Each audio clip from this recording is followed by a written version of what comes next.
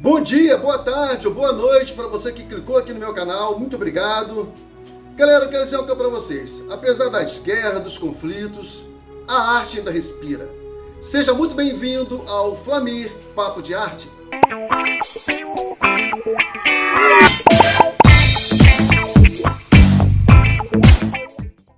Pessoal, antes de falarmos aqui das guerras absurdas, estúpidas, que nos deixam aí tristes, que nos deixam aí com aquele sentimento de profundo lamento, eu preciso aqui agradecer a você que clicou no meu canal.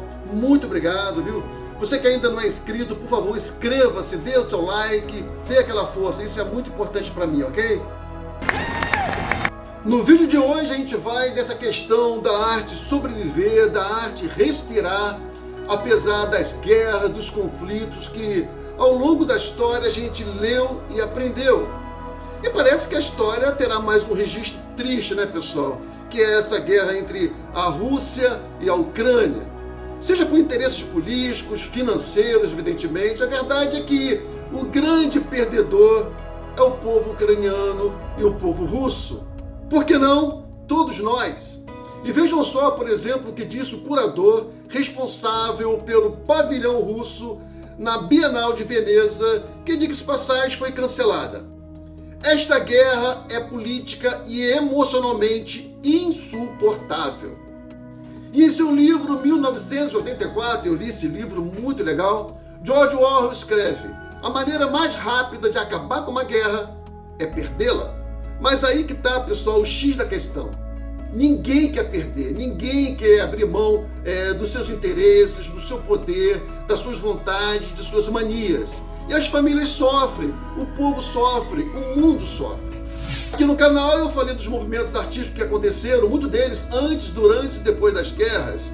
A exposição, por exemplo, de Anita Malfatti, realizada em São Paulo entre os dias 12 de dezembro de 1917 e 11 de janeiro de 1918, teve como pano de fundo, digamos assim, a Primeira Guerra Mundial, né?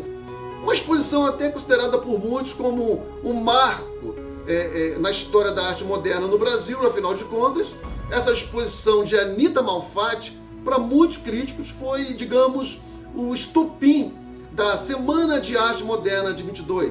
E Anita Malfatti estava lá expondo a sua arte durante a Primeira Guerra Mundial. Exatamente isso, né? A arte da Anita Malfatti exposta no momento em que borbulhava essa Primeira Guerra, né?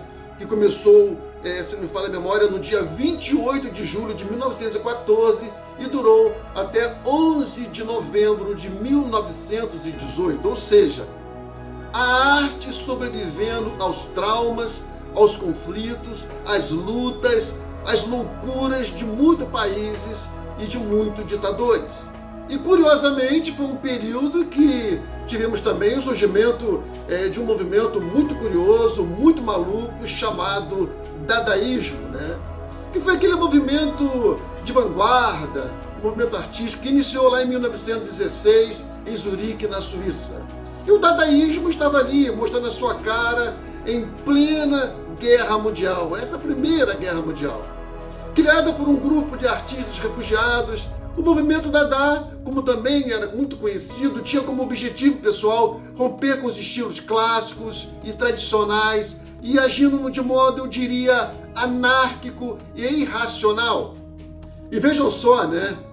Que coisa interessante. No dia 12 de abril de 1919, logo após o término dessa Primeira Guerra Mundial, eis que surge a mais famosa escola de arte vanguardista na Alemanha, a Bauhaus.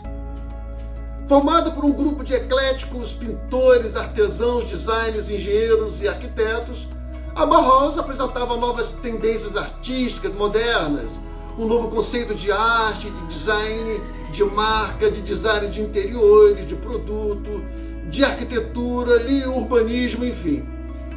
Mudanças e mudanças, mas parece que essa coisa nova não agradou muito o nazismo e Hitler mandou fechar a Bauhaus. Ou seja, 4 anos antes de começar a Segunda Guerra Mundial. Mas a arte respira, e com o fechamento da Bauhaus, muitos professores emigraram para outros países, né? E isso foi, eu diria, decisivo para que as ideias da Bauhaus fossem propagadas mundo afora. Apesar de tecer críticas em relação à Bauhaus, inegavelmente que Oscar Niemeyer foi muito influenciado, sim, por essa escola.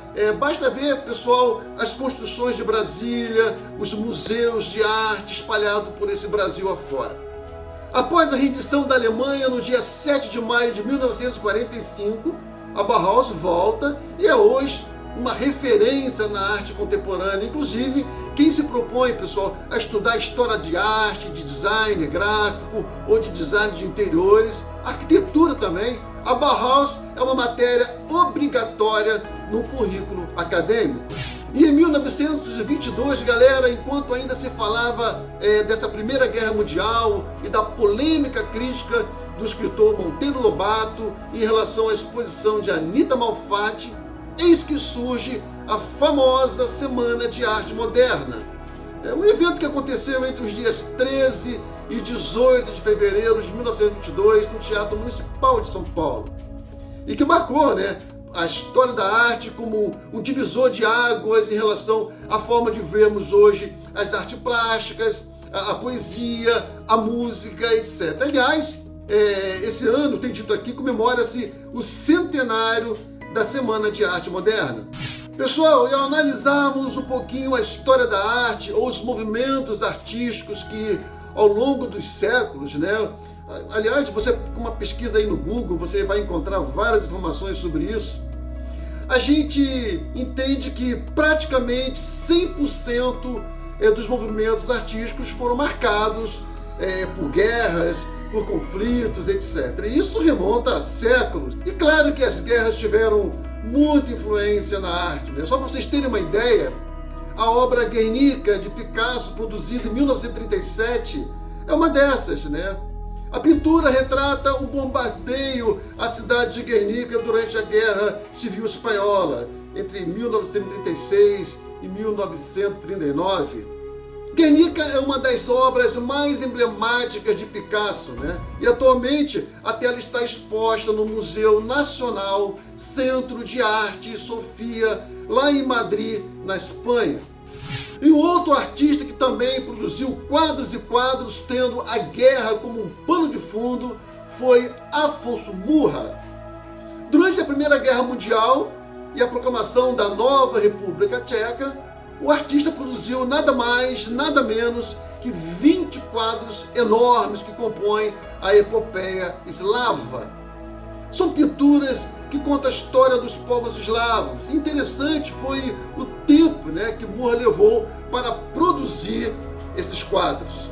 Ou seja, de 1910 a 1928, aproximadamente 18 anos. Enfim, pessoal, a influência das guerras na arte é algo que infelizmente está registrado através dos traços, das telas de muitos e muitos artistas, de muitos e muitos movimentos artísticos, Eu poderia citar aqui vários.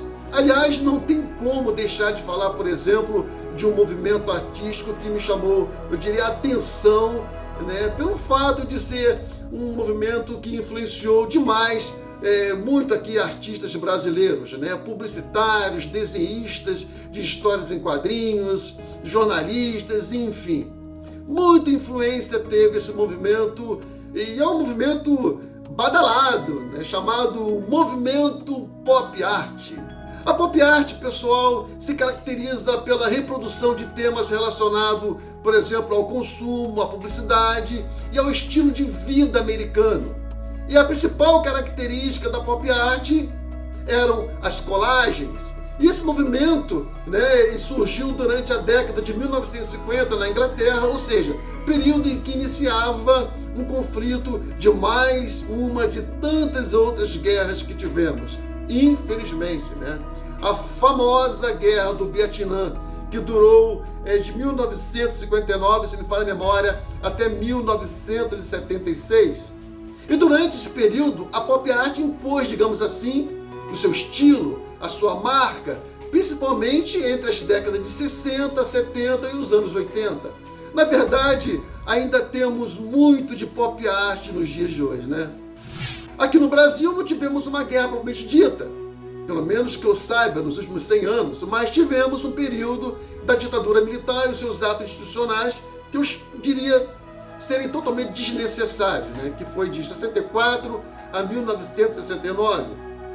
Inegavelmente que foi um período que rolou muita violência física, é verdade, mas se olharmos um pouco para a história, a gente conclui que foi um período em que realmente tivemos um poder de criação muito grande, né?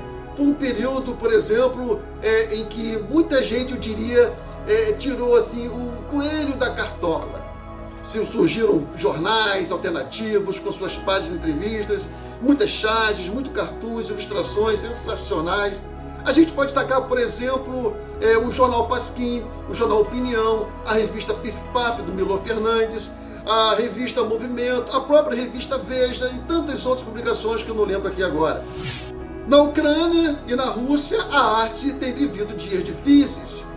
Dizem que a gente fica pensando, né? Será que a arte continuará a respirar? Será que a arte sucumbirá? Artistas e museus tentam, de alguma forma, preservar tudo, pessoal, que ao longo da história ficou registrado, né? E o maior museu da Ucrânia, por exemplo, o Andrei Sheptytsky, acho que a pronúncia é essa, luta contra o tempo para, digamos, salvar as suas obras. Funcionários do museu temem, né, que o avanço dos ataques russos possam destruir o patrimônio histórico e artístico. As artes foram embaladas cuidadosamente e levadas aos locais seguros. Mas no caso, por exemplo, da artista ucraniana Maria Primachenko, não houve tempo suficiente. 25 obras da artista foram queimadas durante a invasão russa. Maria Primachenko, pessoal, é uma artista muito prestigiada na Ucrânia, né? Os seus trabalhos se caracterizam pelas pinturas coloridas de animais míticos e pelas pessoas e ambientes naturais. Já no caso, por exemplo, da russa Alexandra Sukareva, não houve perda propriamente dita, mas uma manifestação, eu diria, extremamente legítima. Veja, por exemplo, o que ela escreveu em seu Instagram. Não há mais nada a dizer, não há lugar para a arte quando civis estão morrendo sob o fogo dos mísseis, quando cidadãos da Ucrânia estão escondidos em abrigos e quando manifestantes russos estão sendo silenciados. Na capital ucraniana, Kiev, a diretora de um outro museu disse numa entrevista algo um tanto quanto polêmico. Vejam só o que ela falou.